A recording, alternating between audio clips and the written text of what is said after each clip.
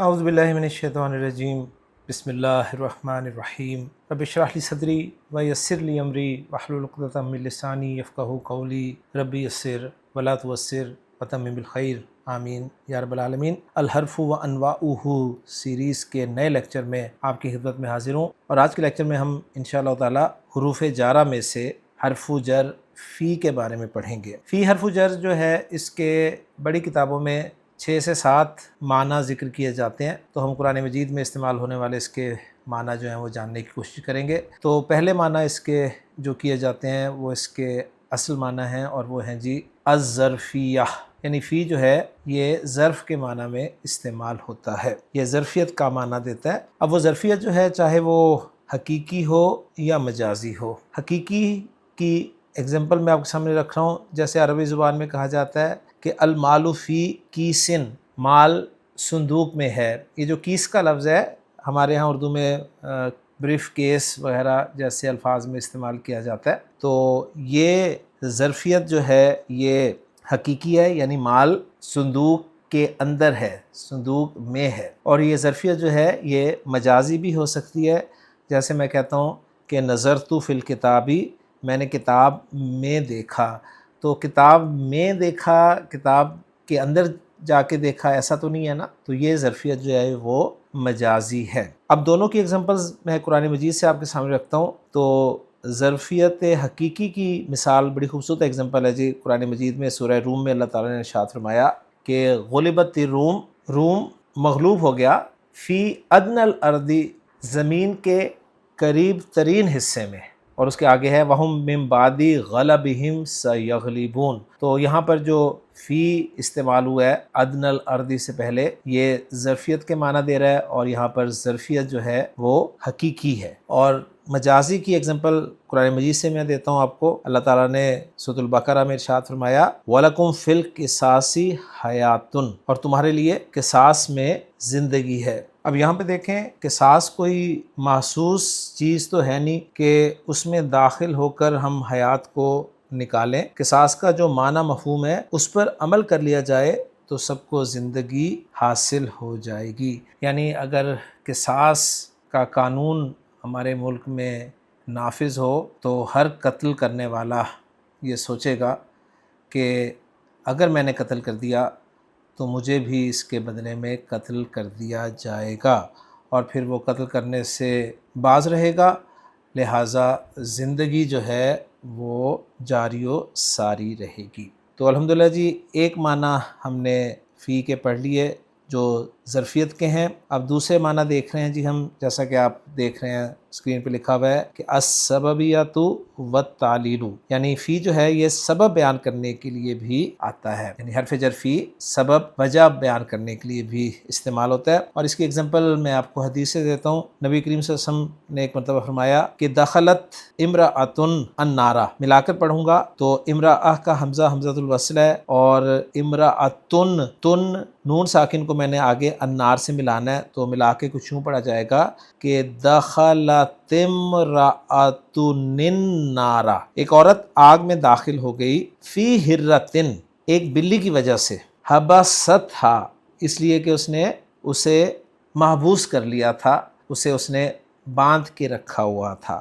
تو یہاں پر جو ہرۃ سے پہلے فی ہے، یہ فی جو ہے یہ تعلیل اور سبب اور وجہ بتانے کے لیے استعمال ہوا ہے، اس لیے میں نے ترجمہ فی ہرۃ کا کیا ہے ایک بلی کی وجہ سے، یعنی عورت کے جہنم میں جانے کا سبب بلی کو قیدی بنانا ہوا۔ تو دوسرے معنی اس کے السببیہ والتعلیل ہے۔ اب تیسرے معنی کی طرف چلتے ہیں جی فی کے، اور وہ ہے جی معنی معا، یعنی یہ معا کے معنی میں استعمال ہوتا ہے، اور معا کے معنی آپ جانتے ہیں وہ ہوتے ہیں ساتھ۔ قرآن مجید میں اللہ تعالیٰ نے ارشاد فرمایا سورۃ الاعراف آیت نمبر 38، قالت خلو فی قد خلت من قبلکم من الجن والانس فی النار، لفظی ترجمہ ہوگا قالا، اس نے کہا، ادخلو، تم داخل ہو جاؤ، فی ان لوگوں میں، ایسے لوگوں میں۔ اب لوگوں میں داخل ہونا کیا مطلب ہے کہ مع یعنی لوگوں کے ساتھ داخل ہو جاؤ۔ کہاں داخل ہو جاؤ؟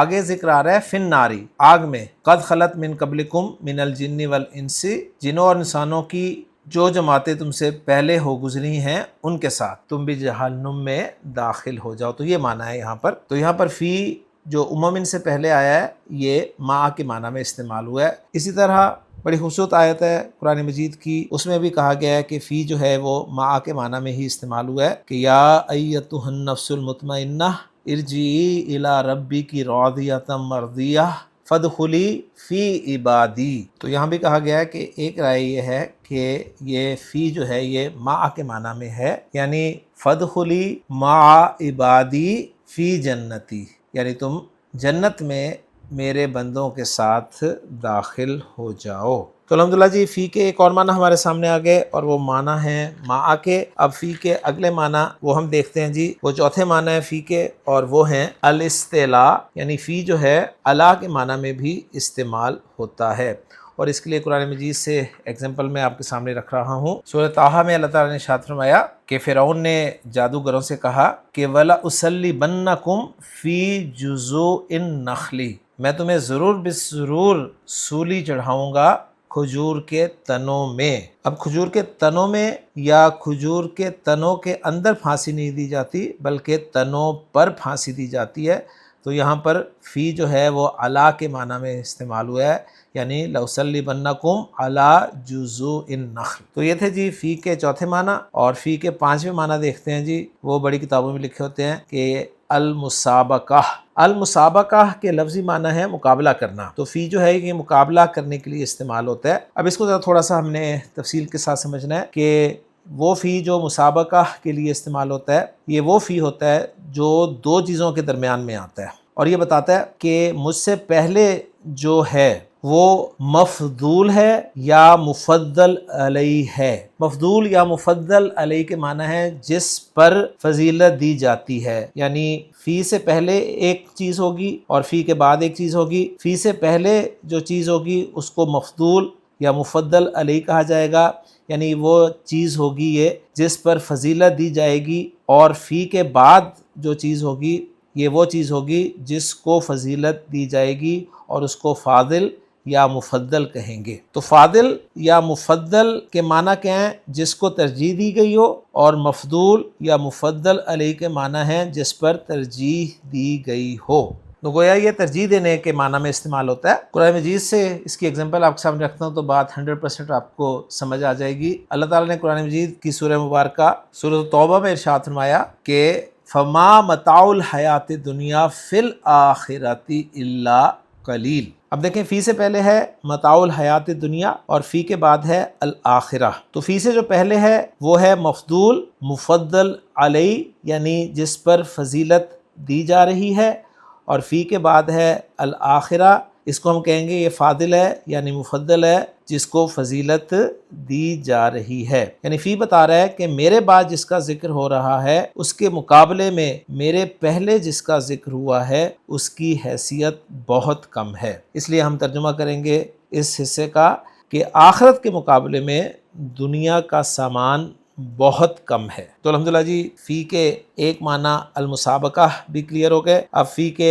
چھٹے اور آخری معنی ہم ذکر کرتے ہیں جی، اور وہ ہیں معنی الہ، یعنی فی جو ہے یہ الہ کے معنی میں بھی استعمال ہوتا ہے۔ قرآن مجید سے اس کی ایگزامپل لیتے ہیں جی۔ اللہ تعالیٰ نے سورہ ابراہیم میں ارشاد فرمایا کہ فَرَدُّوا أَيْدِيَهُمْ فِي أَفْوَاهِهِمْ۔ اب یہاں پر فی افواہہم کن معنی میں ہے؟